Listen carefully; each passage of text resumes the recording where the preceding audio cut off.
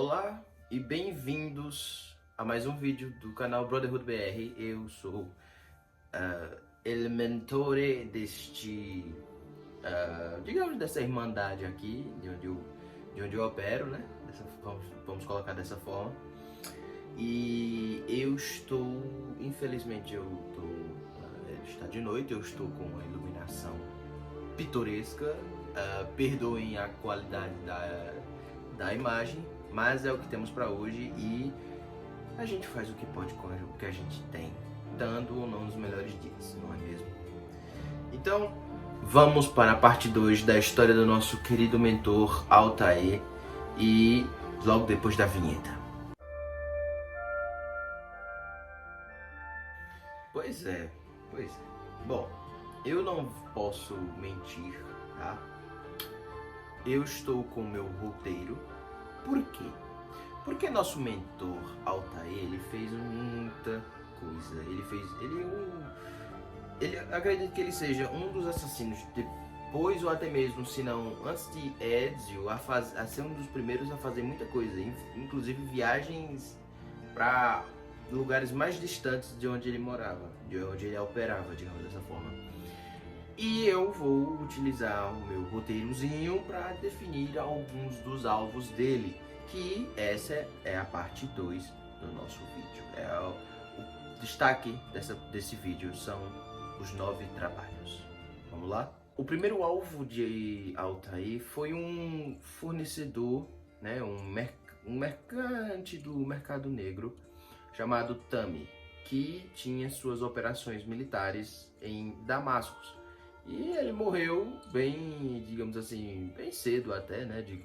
Com certeza a vitalidade naquela época devia ser bem fraca. Graças a quem?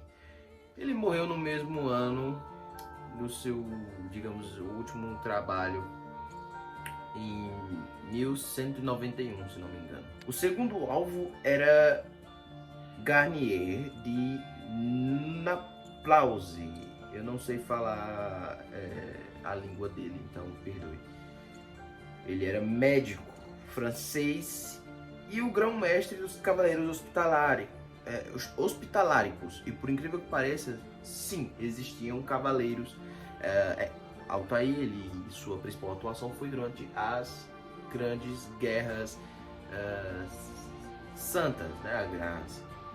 As grandes cruzadas que rolavam naquele período, em praticamente, se não me engano, se me falha a memória, durante a terceira cruzada especificamente, terceira ou a quarta cruzada, não vou saber especificar agora, faltou eu pesquisar isso aí, foi mal. Enfim, cara responsável pelo hospital, e ele fazia os experimentos que ele quisesse com o pessoal, teste de dor e torturas psicológicas, físicas, o que você imaginar que o cara pudesse fazer, ele fazia lá. E Altair deu o seu último suspiro. Seu último suspiro foi no ano de 1191 também. O terceiro alvo de Altair era Tolau. Talau. Eu não sei dizer exatamente a palavra. Eu, se não me engano, por onde eles operavam, devia ser Talau. Bom, enfim, ele era um escravo, quer dizer, ele era um escravizador e líder de uma operação de comércio de escravos em Jerusalém. E morreu também, depois de uma perseguição com Altair, em 1191. O seu quarto alvo era Abu Nuqad. Enfim, o homem mais rico de Damasco, conhecido como o Rei Mercante, que morreu em 1191 após dele ter dado uma festinha, chamado vários convidados e ter envenenado todos eles. No meio do banquete ele envenenou geral. O quinto alvo de Altair era Guilherme V, o Marquês de Monferrato, um cruzador italiano e tenente do Ricardo I, Coração de Leão. e regente do Acre, ou seja, o cara não era pouca bosta, o cara não era pouca coisa. E teve seu fim em 1191. Todos eles tinham algo em comum e eu vou explicar tudo no final. Então relaxa aí, não se preocupe. Eu vou dar mais detalhes no finalzinho da história, não se preocupe. O sexto alvo era Majad ad-Din, o regente de Jerusalém e um membro importante dos Saracenos, que morreu em 1191 também. Todos no mesmo ano, aproximadamente, em questão de meses, não sei dizer especificamente. Não sei dizer especificamente. E o detalhe que muitas cidades de Jerusalém e algumas as cidades de Jerusalém e Damasco eram dominados por esses soldados chamados de Saracenos e também controlados pelos Templários na época, os guerreiros Templários. O sétimo era o mestre Sibrand, um cruzado alemão e grão-mestre dos cavaleiros teutônicos. Como eu disse, eles, como eram a época das cruzadas, vinham os guerreiros, né, vinham cruzados de várias regiões. E ele era um cruzado alemão, né, líder de um grande exército e, bom, morreu no mesmo ano de 1191 por Altair. O oitavo era Jubair al-Hakim, acredito que seja al-Hakim. Ele era escriba dos Saracenos e estudioso chefe de Damasco. Ele era um grande estudioso que fez a grande queima de livros da época, dizendo que eram os livros que eles estavam queimando, que eram os livros escolhidos a dedo, né, que ele sabia quais eram os livros específicos para serem queimados. E ele estava queimando, dizendo que as palavras dos livros, os conhecimentos, eram conhecimentos banais ou até mesmo de modo alcunha contra a religião, né, contra o que eles acreditavam ser na época. E Altair, sabendo que é o que nós defendemos, seja a liberdade e o conhecimento para todos, o impediu, pondo um fim à sua vida. E finalmente, chegando lá já no seu finalzinho, Altair finalmente encontra o seu último trabalho, Robert de Sadler. O mesmo soldado que o impediu e que conseguiu se defender no início da invasão, né, quando ele encontra finalmente o tesouro escondido no Templo de Salomão, esse é o mesmo que ele tentou matar. E vou contar um detalhezinho interessante. Quando Altair finalmente encontrou o nosso querido Robert Sadler,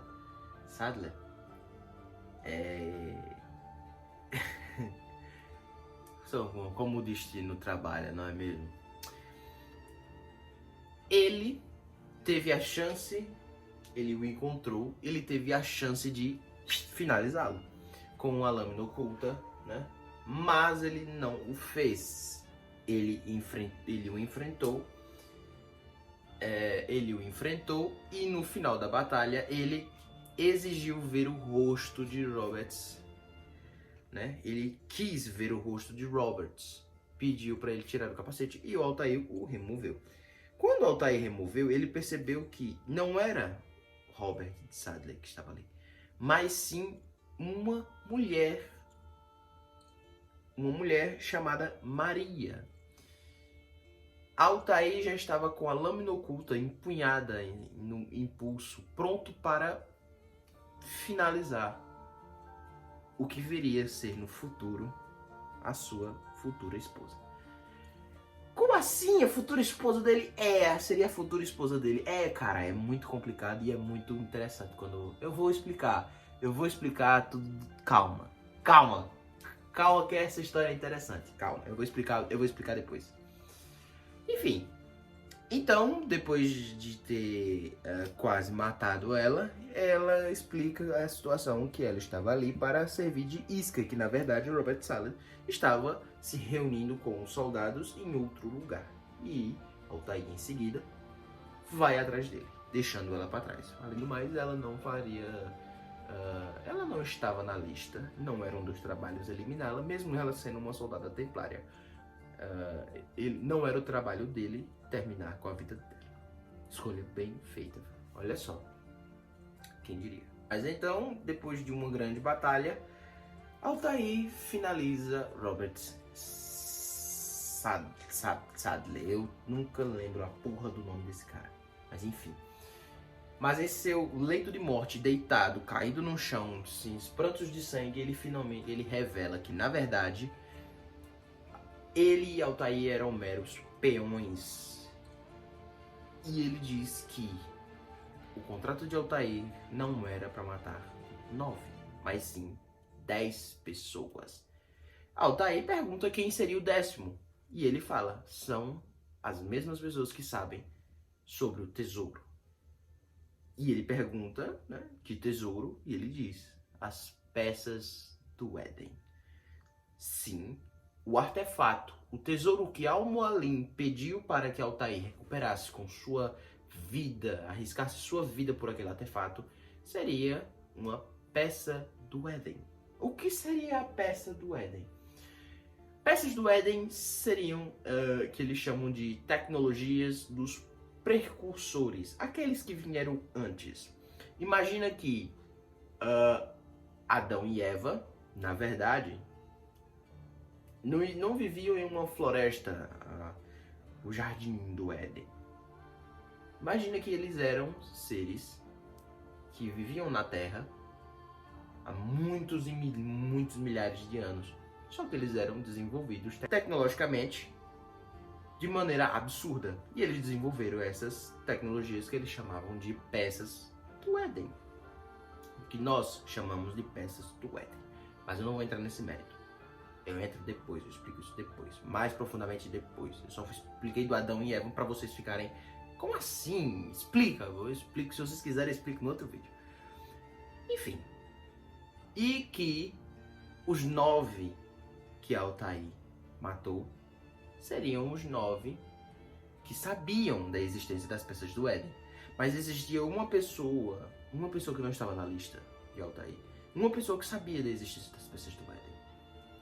E Altair, sem entender, pergunta quem era. E ele responde: Al-Mualim, o mestre das mentiras. E Altair, discreto, simplesmente joga o cadáver de Robert e volta para Masyaf para confrontar seu próprio mentor. E chegando em Masyaf, sendo recebido por alguns assassinos por por ter concluído finalmente os seus contratos e, tecnicamente, como Al-Mualim tinha dito, se Altair cumprisse os 9 contratos, ele seria posto como mestre assassino de nível e ranking recuperados. E que, tecnicamente, todo mundo já estava comemorando, né? Aquelas pessoas que acreditavam que Altair seria um bom mestre, um bom mentor no futuro, comemoravam. Alguns que achavam que ele não merecia, xingavam e por aí vai. Chegando ao escritório de Al-Mualim, Altair simplesmente o questionou porque ele mentiu para ele. Disse para matar 9 pessoas. Os 9 que sabiam sobre as peças do Éden. Mas naquele ponto, Al-Mualim já estava totalmente tomado pela, digamos assim, o controle que a maçã do Éden, né, fazia. A função da maçã é explicado que ela controla o nosso livre-arbítrio, que é desse jeito como é descrito. Controle do livre-arbítrio. Mas na verdade era só um controle mental que ela manipulava as pessoas. Quem possuísse a maçã, na verdade quem possuir a maçã irá obter o poder de controle da mente. Como eu disse, 9 sabiam além de Al-Mualim. Então, todos eles eram grandes líderes de tropas, eram políticos, por aí vai. Qualquer um com esse tipo de arma poderia fazer o que quisesse e controlar quem quisesse. Bom, Altair, percebendo a merda que eles já estavam envolvidos, pediu para que Al-Mualim devolvesse a maçã, ou então colocasse e enterrasse em qualquer lugar. Al-Mualim não queria, ele queria controlar tudo, literalmente todo mundo, todo o planeta ele queria controlar. O cara queria controlar o globo com o poder da maçã, para que finalmente houvesse paz no mundo. Mas isso não é paz. Não existe paz sem... como é que se diz? Não iria existir paz desse jeito, seria uma paz falsa. Né? E o que nós assassinos pregamos é a liberdade de todos. E a maçã iria literalmente tirar a liberdade de todos. Depois de uma grande luta, porrada, Al-Mualim usando a maçã, roubando geral, é um saco matar ele. Nós finalmente finalizamos o nosso mentor, que morre ali mesmo. E se você quiser saber o resto, porque tem, como eu disse, tem muito mais coisa, vai ficar pro próximo vídeo. E eu vou ficando por aqui. Obrigado a você que assistiu até aqui. Obrigado a todos vocês que estão se inscrevendo, né? Os novos recrutas aí que estão chegando. Eu agradeço muito a todos. Eu vou ficando por aqui e lembrem-se. Where other men blindly follow the truth, remember, Nothing is true. where other men are limited by morality and law, remember, everything is permitted.